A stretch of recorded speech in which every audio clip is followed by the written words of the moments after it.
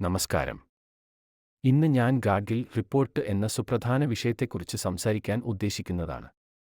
2011 ശാസ്ത്രജ്ഞനായ മാധവ് ഗാഡ്ഗിൽ നയിച്ച കമ്മീഷൻ, പടിഞ്ഞാറൻ ഘട്ടങ്ങളുടെ പരിസ്ഥിതി സംരക്ഷണത്തെക്കുറിച്ച് പഠിച്ച് ഒരു വിശദമായ റിപ്പോർട്ട് സമർപ്പിച്ചു. ഗാഡ്ഗിൽ റിപ്പോർട്ട് പടിഞ്ഞാറൻ ഘട്ടങ്ങളെ സംരക്ഷിക്കുന്നതിനായി ഒരു കൂട്ടം ശുപാർശകൾ നൽകുന്നു. ഇത് 142,937 ചതുരശ്ര കിലോമീറ്റർ പ്രദേശത്തെ 3 പരിസ്ഥിതി പരിധികളായി എക്കോളജിക്കൽ സെൻസിറ്റീവ് സോൺസ് വിഭജിക്കുന്നു.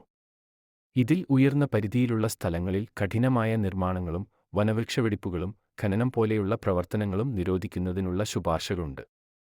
ഈ റിപ്പോർട്ട് നടപ്പാക്കുന്നത് പ്രകൃതിരക്ഷയ്ക്കും ജൈവ വൈവിധ്യ സംരക്ഷണത്തിനും അത്യാവശ്യമാണ്.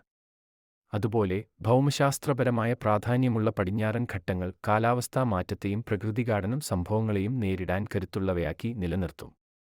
എന്നാൽ ഗാഡ്ഗിൽ റിപ്പോർട്ടിനെതിരെ വലിയ പ്രചരണങ്ങളും ഉണ്ടായി.